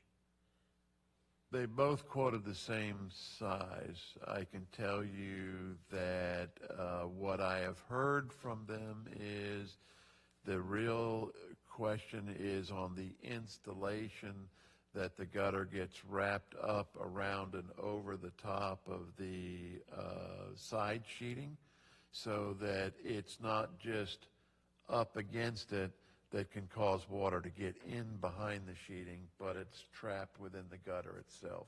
It has to be back underneath the drip edge far enough, and that's the only thing that I did hear from that. Right, 'cause in that scenario, you need the wider gutter, a 7-inch versus a 5-inch gutter. Well, this is just repair. This isn't replace. Well, right. No, this quote is for replacing the Replacing. roofing. Yeah, these guys did all replacement, which that's the, What, if I was gonna do it, that's what I would do. I mean, I'm sorry, I've just gone through all of this with the school system on roofs, and it's been a nightmare. Did it at my house. yeah, I just put a new one on mine. I put a new metal roof on mine 2 months I mean, ago. But ultimately, if you go through and replace the roof, one of two things can happen. One is when you peel back the old roof, you can see if there's any other damage, which you won't know unless you essentially pull it off and look at it, because some of this roof has some insulation type material underneath it, and you can't really see it from the floor looking up. So by peeling the roof, the sheeting off, you can actually see if there is any damage to the underlying structure, because you learn a lot of these things as you go along. The benefit of the metal sheeting on the roof, it's actually a structural component of the building. Typically, when you look at it, your sheeting is the plywood you might have up there that ties it all actually is. together. Sir? Ties it all together. That's right.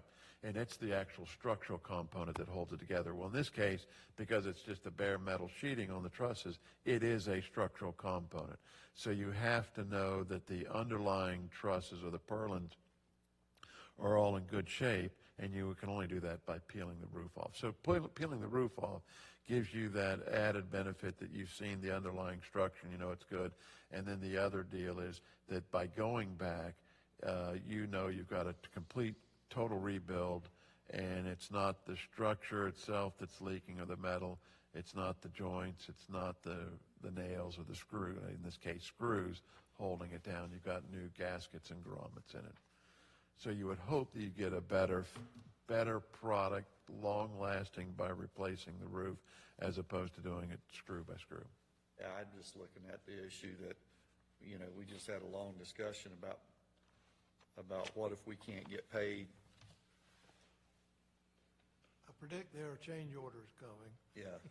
Once you get into it, I mean, Well, you very well could. I mean, because some of it is hidden, and you can't see it until you get into it. So we did try to work it in that we accounted for 2 or 3 of these purlings that we know are questionable, throwing them in, and they've included that in this base cost. But if they uncover a lot more, then it's something that we're going to have to deal with.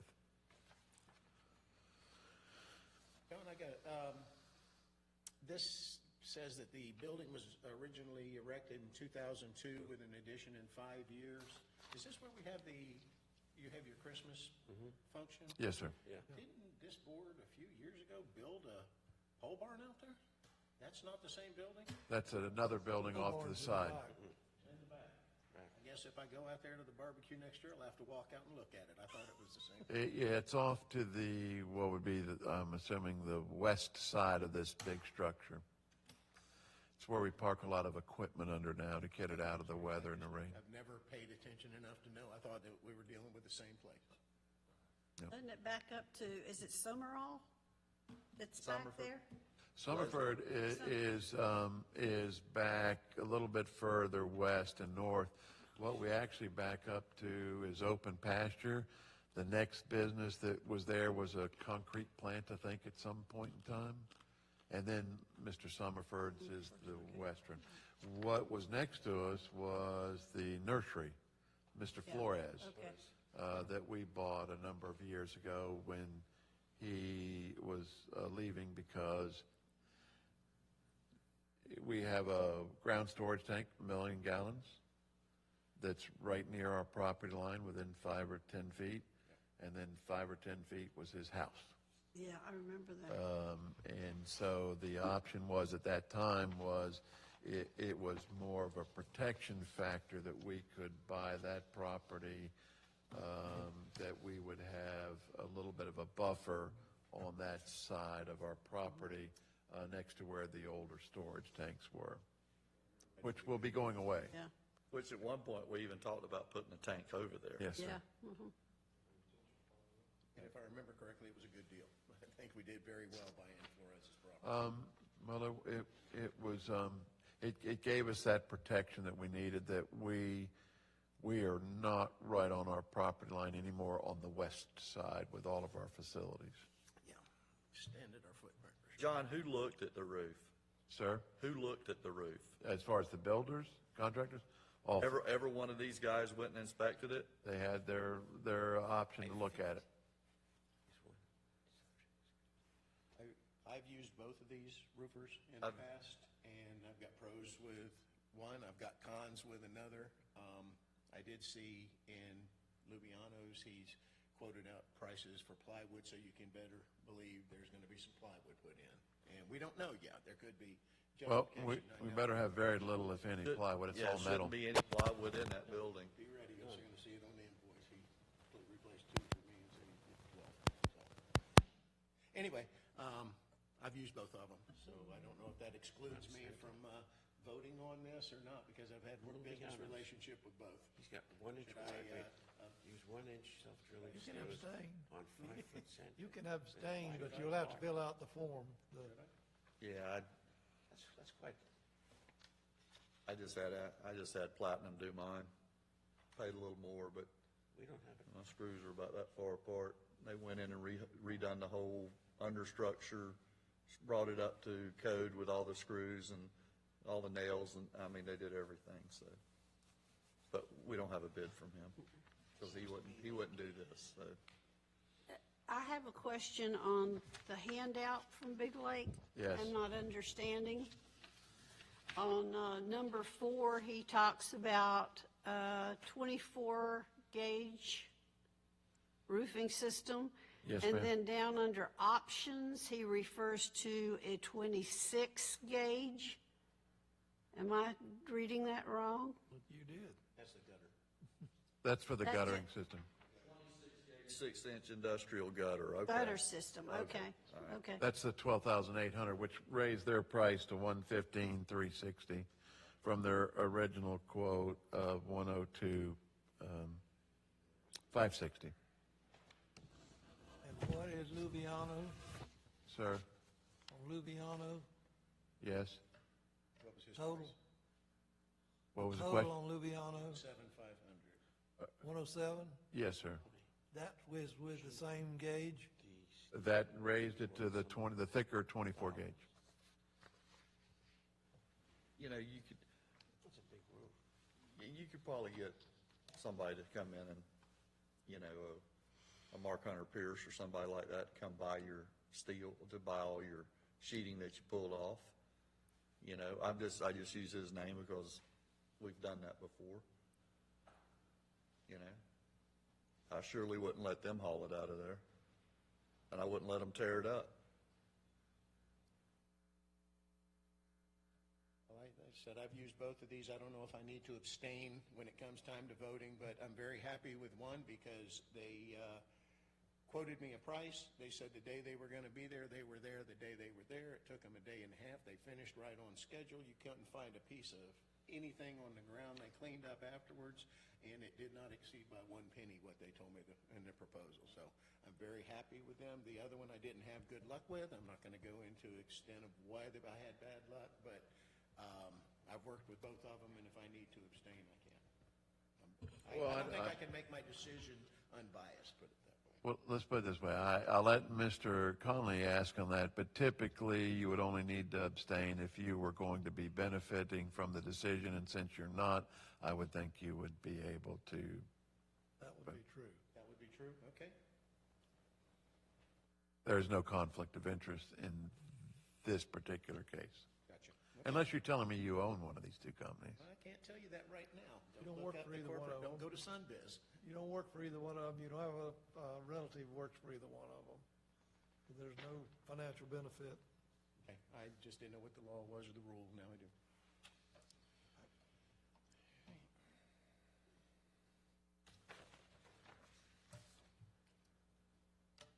Seemed like if we'd have brought a lateral to his house, he'd have given us, for free, he'd have given us a little better break, don't you?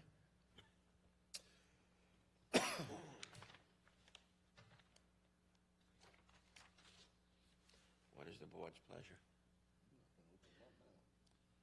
Well, I'm for re-roofing, personally. And I've used Big Lake, and I've known Kelly for years. And I would, if I had my druthers, I'd go with Big Lake. That's my opinion. That's John Creasman's opinion too, you just won't say it. I didn't hear anything. You're breaking up, Tom. I don't have a problem with either one, and I'll follow Miss Melanie's recommendation. So I have a motion by Ms. Anderson. I'll make a motion that we re-roof and accept the bid from Big Lake Roofing for $115,360. I have a motion by Ms. Anderson. Second. I have a second by Mr. Clay. Any further discussion? A third for Mr. Creasman, was it? No. All those in favor? Aye. Aye. Motion carries. When would they start, John? I can tell you that Big Lake Roofing, I think their statement was by the time they get the permits and order the material, it's 4 to 5 weeks. Mr. Luviano said he's very busy, but I think he said his would be similar, but he would actually prefer to wait till October. Oh, okay. But he said he could get started. So I think all of them are going to be 4 to 5 weeks because they have to order the materials and get a building In department. other words, you're gonna do this in the middle of hurricane season. That's Right, what, exactly. that's what I'm getting at. Projected hurricanes, we want to do it the day after. Well, At least we get a new two new roofs. it is unfortunately in the beginning of the wet season when they're doing this work, and they know that, and they basically said because of the structure, they can't do it like a typical house where they tear off everything Right, no. and then rebuild it, because you have the sheeting there, as I talked about, holding the roof together. Since these panels actually do hold the roof together, they can only peel off a few at a time, and then they're back putting the new ones right behind it. So their exposure of is limited to that small work area. In the event of a rain situation, Yeah. Yeah, it was what asked. do they intend, can they give us enough coverage on the roof to prevent any flooding? I'm going to tell you that it would be my guess, and this is purely my guess.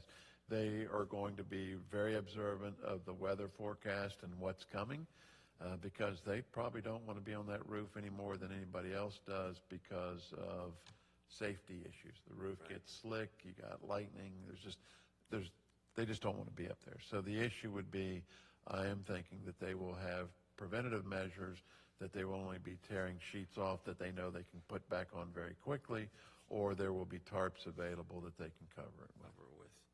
All right. Yeah, I would imagine they've probably got a I would just set amount they take off and then put back on.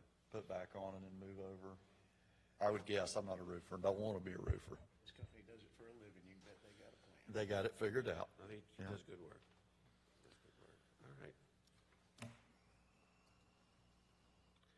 Bear with me 1 second. Number 19. There ain't no public here.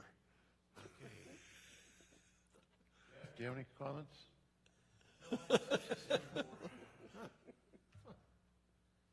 Items from our attorney? I've already spoken to you privately, and am going to proceed accordingly on 46th Avenue Villas. Other than that, John, I don't know that we got any other firecrackers. Do we have an answer on 46th Avenue Villas? We're going to proceed with a counter proposal. Okay. Wait a minute, I was supposed to do something. Bad taste in my mouth. I'm going over there next week if you'd like to ride.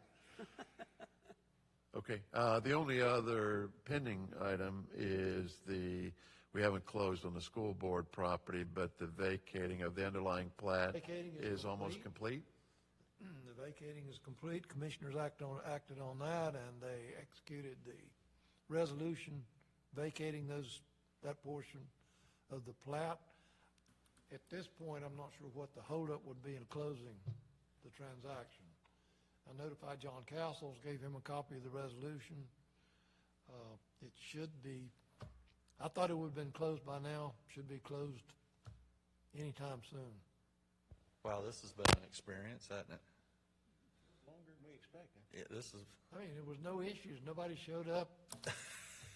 It's kind of like this. No comments. I didn't even stand up and comment. We know who's doing the closing, Tom? It's Jeff and Castle's office, the way I understand it. Using Susie or any? I don't know. I think they are involved. Are they using, is Susie going to be doing the I think closing? they are involved, yes, sir. Well, good, okay. I'll see that she gets a copy. I did not know that, but I think she is. I'm not for sure, but I do believe I've had a conversation with them. I mean, I don't know. I'm kind of in the dark. I did my part, so. And I think that's it. Nothing from you today, John? Oh, no. I got a few. Motion to adjourn. Agenda number 21. Short Items from the executive director, I'll be very, very brief about much of this. We have done the last project under the 441 roundabout, so all 4 phases of new piping has been installed. We finished up phase 4 yesterday. We actually did the tie-in. So now all we have to do is the restoration of that one little area, and then we will be in a holding pattern until they actually get a road contractor on board, and then they do the start of where they do the redirecting of the traffic, and then we can get into the existing roadway and pull our piping out. The old piping that was perfectly good, that we have to move because it's going to be under their new roundabout. The new pipe's in and installed and working? Yes, sir. So that part of it's all been done. Our crews did all of the work. The 2 crossings that are labeled phase 1 and phase 2, we did at night to minimize impact to traffic, but it's all done and installed. COVID-19, we're still operating under policies of the trying to find and acquire, keep up with the little bit of PPE that we need, being primarily disposable face mask and hand sanitizer, making it available to our to our employees. We are considering opening the lobby, but we'll have to go through that process of identifying what we're going to require.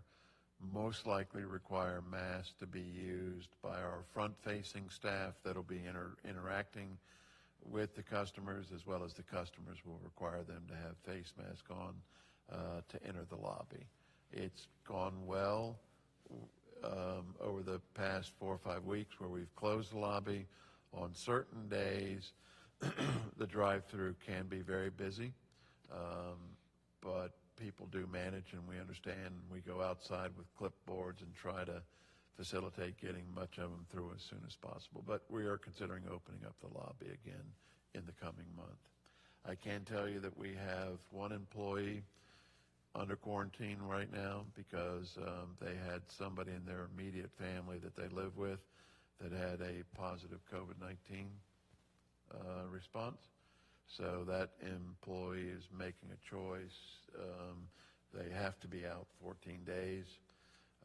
But if they continue to live in that same environment where their exposure, then their 14-day quarantine period can't begin until that person that is positive runs its course with them.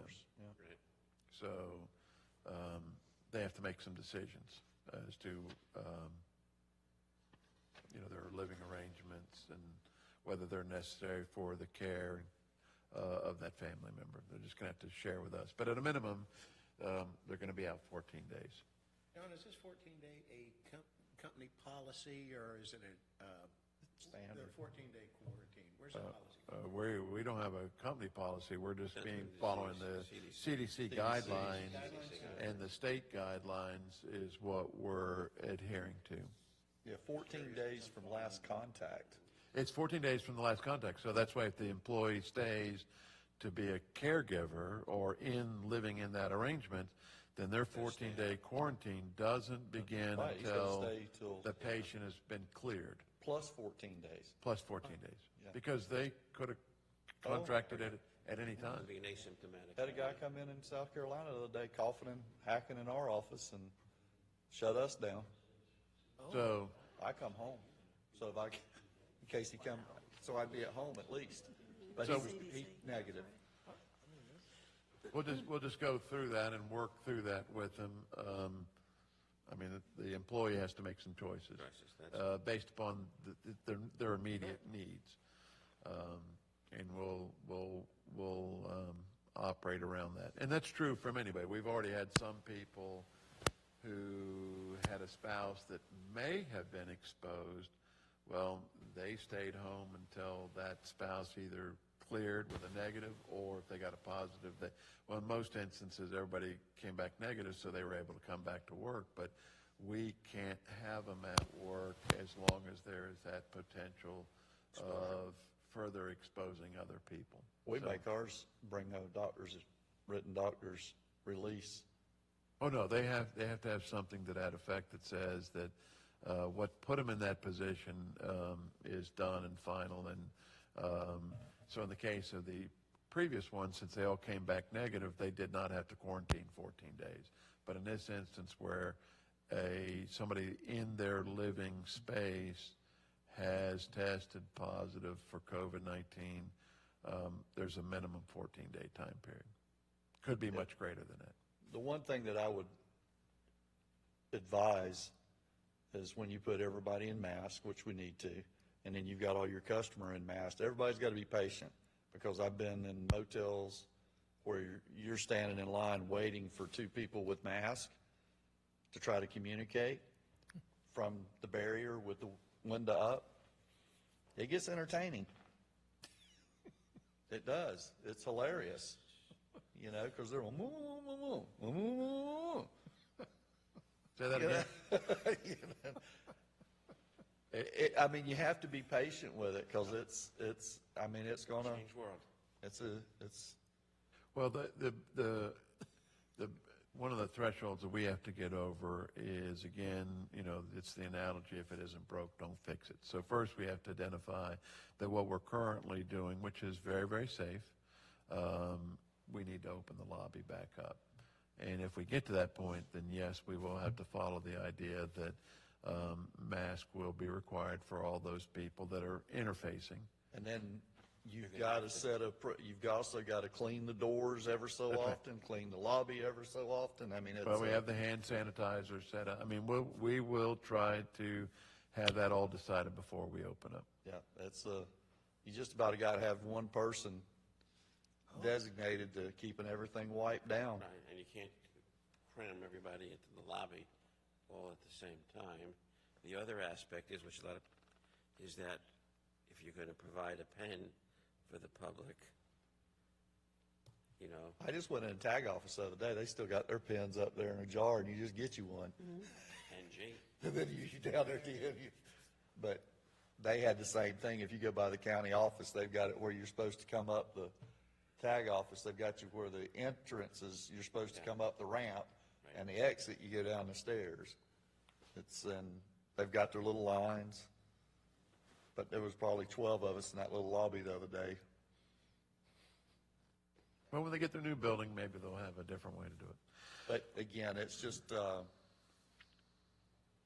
when you guys have already got that window, so everybody's already trying to talk to the whole. No, we'll have to modify the windows, because when they were installed, we had a little window circle and nobody could hear it, so somebody made the decision to make it a big window, and now people stick their head through the window. Oh, boy.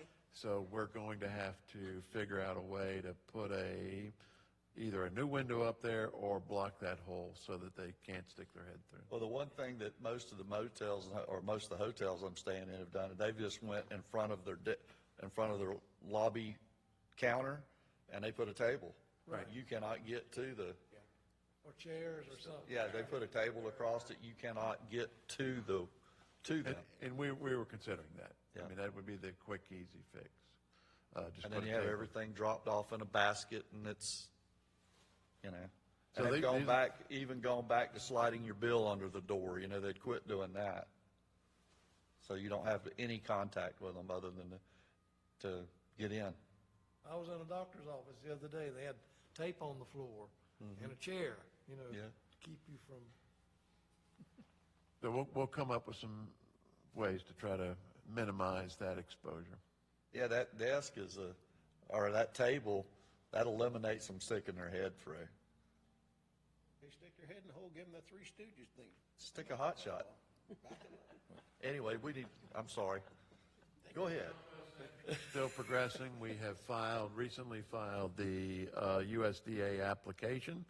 So that work is in progress now, where they start their evaluation process of everything that Jeff has submitted and the OUA has submitted for the USDA application. Southeast 8th Avenue, the bulk of that material is installed onto the main project. The change order work that was approved, all of that piping is in, and we're waiting on the certification so we can actually make the swap over from the old galvanized steel pipe to the new one. but that work is progressing. I know they have done the bulk of the restoration work, but with this rain, it's an ongoing issue every day to go back and fix washouts and drainage issues.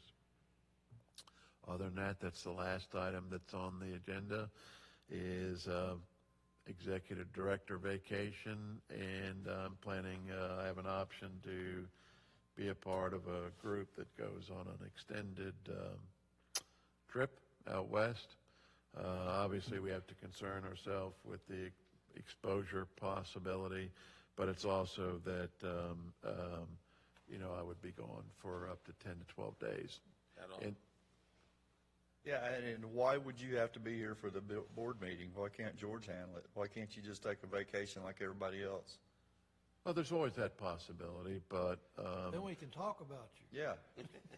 I got some things I want to put out there in actually, there's public. been enough of that conversation today, so it really doesn't matter whether I'm here Brought or up not. evaluations yet, we can next week. I mean, I personally don't think you need to live your life around our board meetings. Well, I mean, you got an opportunity to go have some fun and, oh, I mean, I can do it either way. I mean, I can leave right after the 13th. That's not an issue. yeah, but you missed 3 days of your buddies. Oh, that's okay. I'm going to be around them enough to where 3 days is not the end of the world.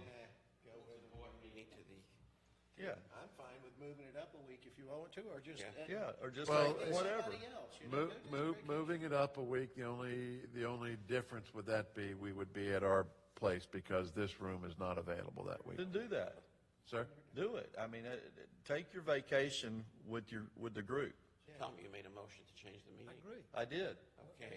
I have a motion to change the meeting back to our building What was that, on the 6th? 6? Monday on the 6th? 6th. If we do that, then it's all together. Do I have a But, second? but that would be Second up by to, Mr. Kreisman. We're- Any we're further taking care of you discussion? here. well, move the meeting to the 6th? Yep. All those in favor? Aye. Motion Motion carries. carries. Your calendar work for that? Who- I guess we didn't. Who made the motion? You did? You made it, one? Yes. And second? Second. Sorry. Okay, enjoy your vacation, send us a postcard.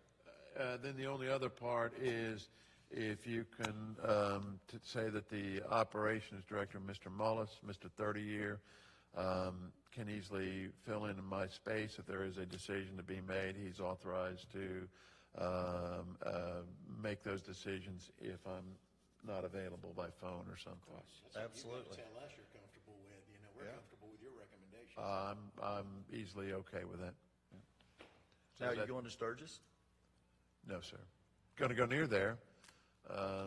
We have a rally for a place called Beartooth Pass, which is in Montana. Yeah, I know where it is.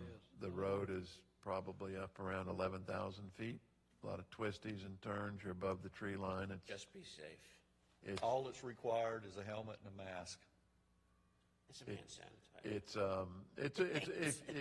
if you look it up, it's a beautiful view, and there's a couple different routes, day trips around there, and of course the getting out there and the getting back, which will be Great interesting. trip. It's a wonderful trip on a bike. Be a Probably great about, trip for a trike.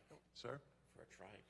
it's great for a trike, but I mean I it's think if he's not here, it'd be automatic. I mean, 7,000 the miles. time, is it 10 o'clock? Your time of your meeting, 10 o'clock on the 10 meeting? o'clock. Is it okay? I mean, I didn't hear, so Monday. We'll have lunch afterwards. it'll be 10 o'clock, July the 6th, at the OUA office. That was Works your for me. motion? Yes, and then Mr. Mullis will be in my Motion's absence. up a few months, right? Okay. Other than that, that's really all, man.